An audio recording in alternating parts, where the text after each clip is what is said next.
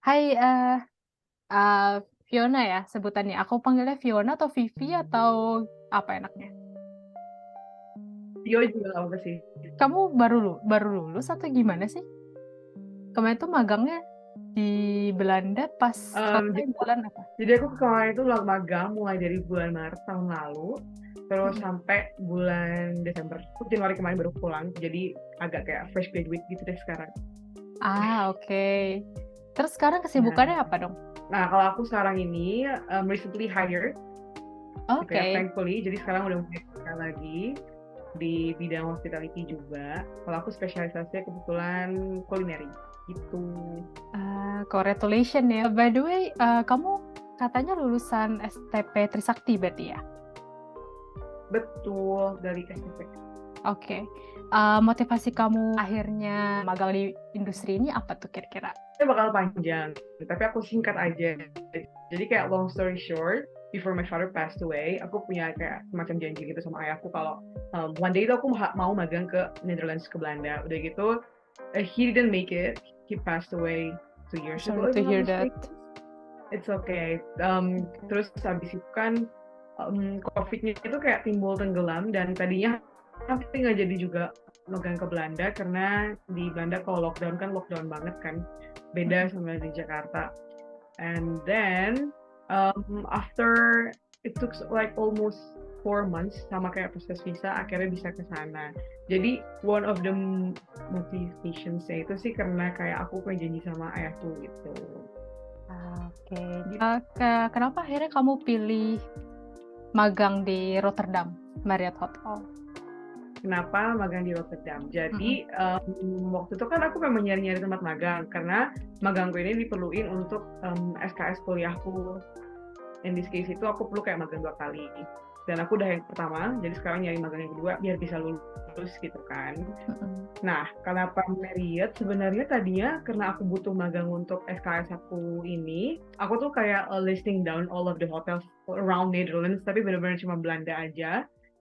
Um, Beberapa kali interview, beberapa kali keterima, tapi ujung-ujungnya kepentok mereka impossible untuk bawa kamu ke Belanda cuma untuk internship until tiba-tiba aku terima Marriott dan Marriott yang nerima yang mau ngurusin visanya. Sebelum Marriott itu aku keterima juga di Amsterdam Kak, di Waldorf Astoria.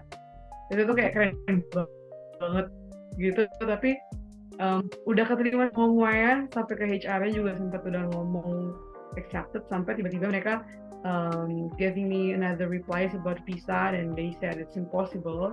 Tapi untungnya waktu itu aku belum nolak Marriott, jadi aku ke Marriott Rotterdam Oke. gitu.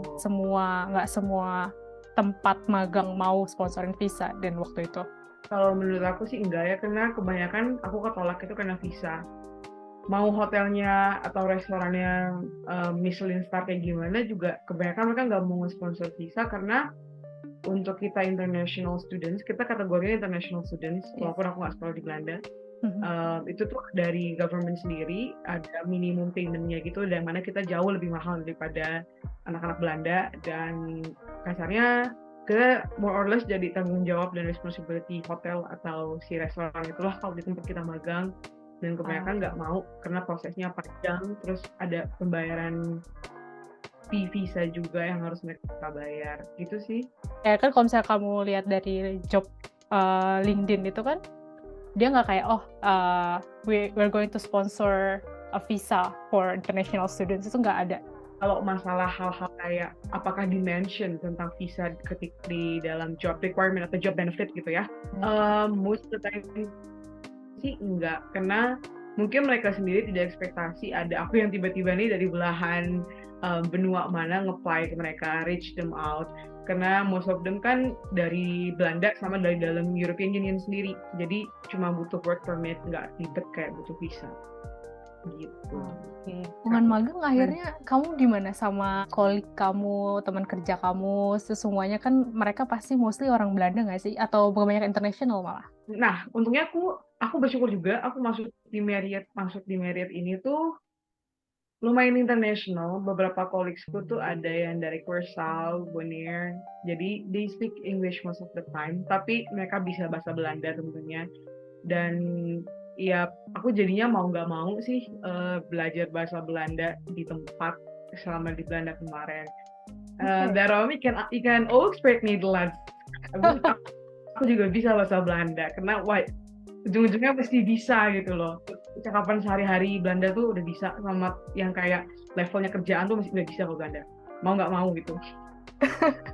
Iya bener-bener. Apalagi kalau misalnya koleganya pada ngomong bahasa Belanda dia. Iya, kita kan kadang kena kita pendatang ya.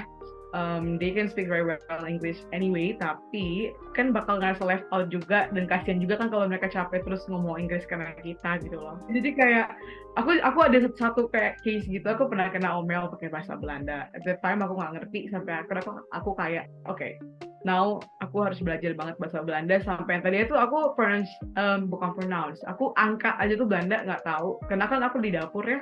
Kalau misalnya ngasih bon-bon yang kayak makanan keluar itu kan harus nyebutin nomor kayak table segala macam. Sekarang tuh aku udah hafal banget, sampai kadang mereka kayak oh my god you sound like Rotterdamers.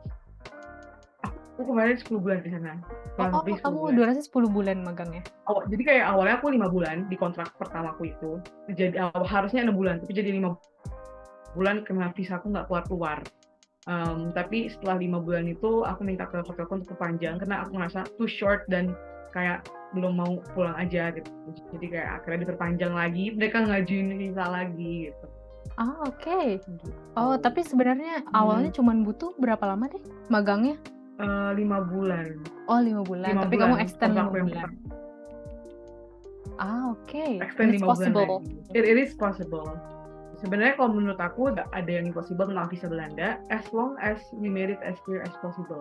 Karena memang waktu kemarin aku itu lama 4 bulan tuh visa nggak keluar-keluar karena banyak dokumen yang nggak lengkap gitu. Jadi banyak dokumen yang harus disiapin sih untuk mau ke magang ke Belanda, karena biar cepat prosesnya. Berarti throughout the application process buat apply for visa itu tempat magang kamu yang ngasih tahu dong, instruksiin kamu harus ngapain lagi, atau itu cari tahu sendiri? Atau aku bikin sendiri gitu maksudnya? Oke. Iya. Jadi tuh gini, karena aku tuh ambisius banget ya waktu itu mau ke Belanda.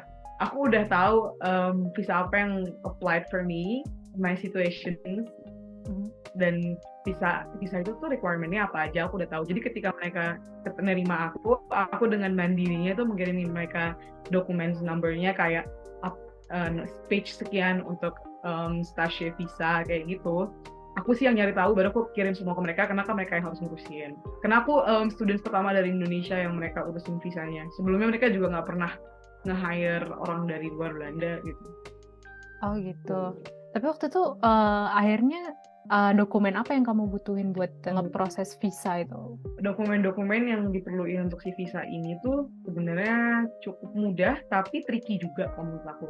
Karena pertama udah pasti harus ada pernyataan kalau kita sekolah gitu kan, karena ini tujuan internship-nya biar bisa lulus gitu, lulus sekolah, salah satu kayak one of the kewajiban. Terus selain itu harus ada kontrak kerjanya langsung. Nah at that time ini yang bikin aku cukup lama dapat visa, karena di Jakarta itu magangku yang sebelumnya yang ciptain si the one who created kontrak itu tuh hotelnya, bukan sekolahku. Tapi di kasus ini ternyata sekolahku yang harus bikin kontrak. Sedangkan di Indonesia kemarin ini di Jakarta sekolahku lumayan lama lah, karena bikin kontrak nggak semudah itu, kayak harus ke pimpinan dan segala macam gitu. Jadi lumayan lama, sekitar 2 bulan, 3 bulan ngurusin kontraknya aja. Itu the most important one. Terus ada juga hal-hal yang kayak kita udah harus punya alamat nanti tinggal di Belanda, atau waktu itu aku nggak punya alamat, mentok akhirnya pakai relasi yang ada di sana. Itu juga wajib, kalau nggak bakalan ditanyain terus, bakalan dipulangin terus dokumennya, dibilang kurang lengkap lalala. Dan satu lagi itu, waktu itu aku kan ini lulusannya bachelor of tourism gitu, kayak applied tourism. Dan menurut IMB, Imigrasi Belanda itu nggak masuk akal aku seorang bachelor student tapi magangnya di dapur.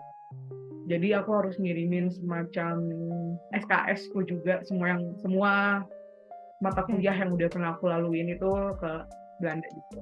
Kayak aku ngirim ke mereka. Oke. Lumayan sebenarnya nggak terlalu ribet kedengarannya, kayak cuma beberapa mungkin kayak sekitar 5 dokumen penting yang utama, cuma memang agak tricky untuk ngurusnya gitu karena nggak cuma kita sendiri yang ngurus tapi ada sekolah yang harus bantuin ngurus gitu. Oke. So, Gitu ya, sih. ya agak beda juga sih ya sama kalau misalnya informasi tentang gimana caranya sekolah ke luar negeri atau gimana ngurus visa studi ke luar negeri itu kan kayak udah banyak gitu ya. Kalau ini kan kayak kamu kuliah di Indo tapi kamu akhirnya bisa dapat magang di Indo terus dapat visanya juga ngurusnya itu kan pasti beda ya. Kalau kayak Beda aku banget. dulu kan lebih ke kayak apa ya sekolahnya atau universitas yang kayak oh kamu harus kirimin ini, kamu kirimin ini, terus kayak udah selesai gitu kan. Kalau ini tuh berarti emang kalau kayak kamu itu berarti emang harus kamunya juga tahu apa yang harus dikasih dokumennya, terus juga sekolah kamu juga harus terlibat, terus tempat magangnya juga harus juga apa ya ngebantuin lah throughout the proses gitu ya. Jadi kedua pihak ini kasarnya pihak hotelku dan pihak si kampus ini tuh dulunya tuh nggak aware gitu Kak, karena dari kampusku juga aku anak pertama yang magang ke Eropa, jadi more or less mereka juga bingung gitu kenapa dokumennya terus-terusan dari imigrasi itu nggak cukup. Sebenarnya waktu itu aku udah hampir menyerah guys, udah hampir yang kayak udahlah gitu karena lama banget dan aku kan harus cepet-cepet masukin kayak apa sih kasarnya kayak cepet-cepet ngurusin magangku karena itu buat buat kelulusan gitu kan. Sempet hampir nyerah karena kampusku juga udah yang kayak apa lagi yang kurang gitu. Mereka kampusku untungnya helpful kayak apa lagi yang bisa kita bantu. Tapi di satu sisi juga hotelku kena ini baru pertama kali ngurus aku, jadi mereka juga meraba-raba gitu loh. In this case yang lama adalah IND, karena tahu kan IND itu kalau kita kirim dokumen lama banget balesnya, kayak lama Bener-bener banget. lama. Tapi akhirnya berapa lama deh durasinya dari kamu mulai apply visa sampai akhirnya visanya keluar itu? Sebenarnya in total ya, kalau mau dihitung-hitung tuh 4-5 bulan baru keluar guaranteed si visanya ini. Sama pokoknya itu lengkap Kak dari MVV sampai aku kan di sana pakai ini kan, pakai apa sih namanya permitku tuh on Bepaalde-Tijd residensinya kan. Jadi itu semua include itu 5 bulan, it takes 5 bulan sampai akhirnya Wow. baru bisa berangkat. Nah, dari Oktober ke Maret apa lebih dari itu. Ya, kita segitu deh. Long proses banget. Kira-kira kamu ada culture shock juga nggak sih pas kamu di magang di Belanda gitu? Kalau ngomongin culture shock ini juga satu. Aku kan belum pernah sama sekali sekolah luar negeri ya Kak, to be honest. Aku sekolah lahir dan besar di Jakarta. Jadi banyak banget culture shock yang bikin aku kaget, terutama di dunia kerjaan itu sendiri, yang bikin aku kayak, wah, it feels like heaven on earth to be working in here gitu loh. Karena industri aku kan hotel ya, let's say it's quite hard to work di hotel gitu tuh kerjaannya berat deh. Tapi di Belanda itu tidak seberat kayak di Jakarta as far as I can say. Kenapa kayak gitu? Pertama, culture shock pertama yang aku iniin adalah aku panggil semua orang tuh kayak sir, ma'am, miss, and they were like, I'm not that old, you can call my name. Jadi di sana nggak ada manggil miss, ma'am, sir, whatever is that, langsung nama kan. No matter how old they are, bahkan yang udah tua aja manggilnya masih nama.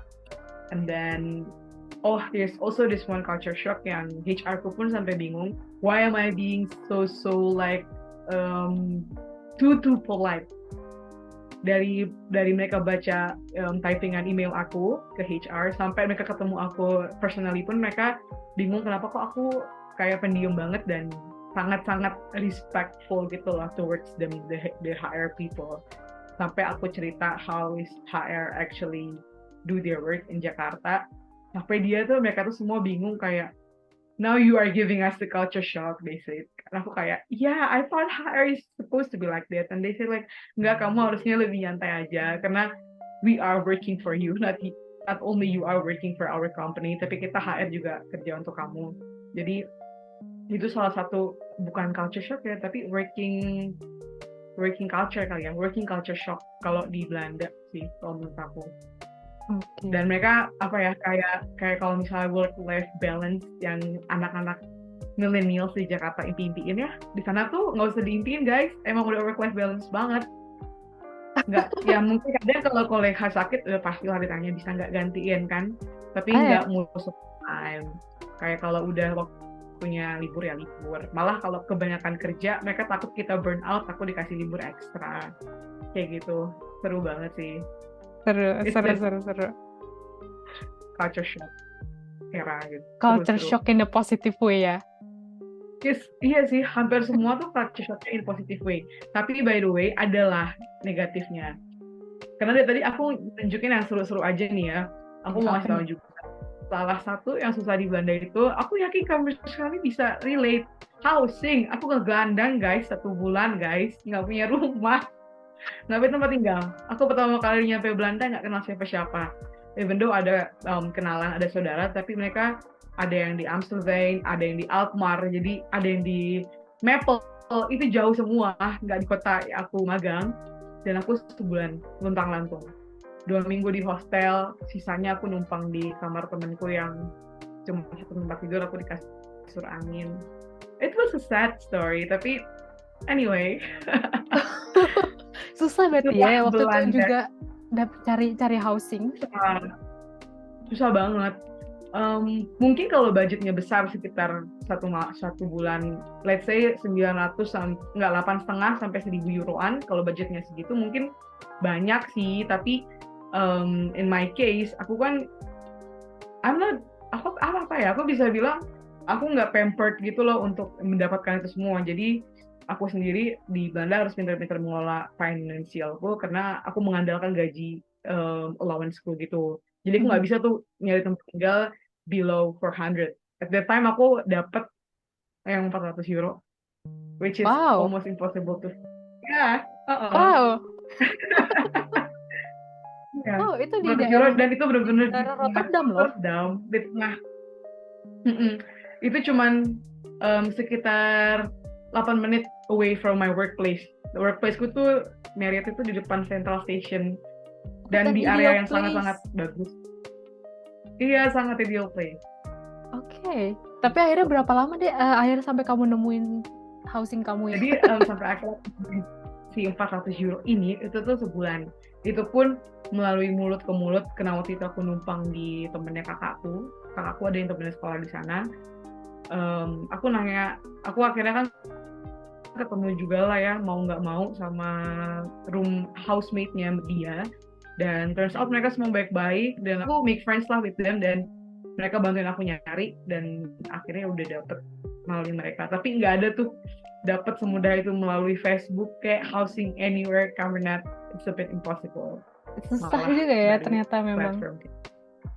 Susah banget. Tips apa nih kira-kira yang kamu mau kasih ke orang-orang yang juga mau bermotivasi sama seperti kamu, mau magang ke Belanda? Sebenarnya motivasi nih ya, menurut aku sih pede aja, terus kalau nekat ya udah nekat aja. If you want it, you will get it eventually. Yang penting percaya aja bisa dapet gitu. Karena masalah bisa nggak bisa menurut aku itu hoki-hokian, dan yang nentuin IND, bukan tempat kerja ataupun kita. Yang nentuin tuh si IND. Dan iya, dan harus cari tahu banget everything about Belanda, their current issue kayak their housing crisis yang kayak barusan aku ceritain, dan hal-hal lain. Nggak, sebenarnya bahasa itu penting, tapi kalau misalnya belum bisa pun nggak apa-apa karena Belanda buka banget sih untuk internationals. Pokoknya hanya itu yang aku bisa sampaikan. Kalau masalah motivasi cuma satu sih, yang penting yakin aja bisa. Waktu magang ke Belanda, modalku itu sekitar sebentar, 1.200 euro untuk bulan pertama, sama belum sama tiket pesawat. Let's say sekitar ya 2.000 euro lah itu mentok-mentoknya untuk modal ke Belanda magang. Tapi itu semua balik modal udah pasti. Aduh, makasih Well, banyak ya. Akhirnya kamu mau ya sharing-sharing banget. aku seneng banget. Aku juga thankful nih Kak Michelle tiba-tiba reach me out. Karena jadinya aku bisa share apa yang aku tahu. Karena aku yakin banyak banget teman-teman students Indonesia kayak aku yang pengen ngerasain experience ke luar negeri.